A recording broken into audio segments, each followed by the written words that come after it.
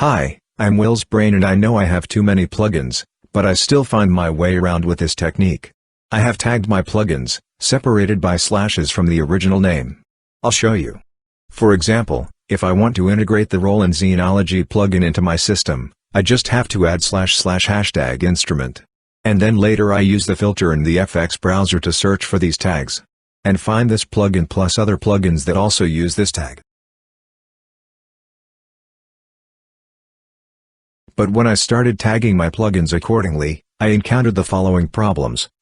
First, I didn't know which tags I used anymore.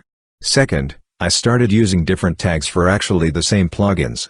For example, 2 equalizers with #EQ and once #equalizer. Or #drum and #drums. And third, typing errors. The changed plugin names are saved in the reaper-vstrenames.ini. This file is located in the Reaper Resources folder. So I wrote a REA script that looks up the tags and sorts them alphabetically.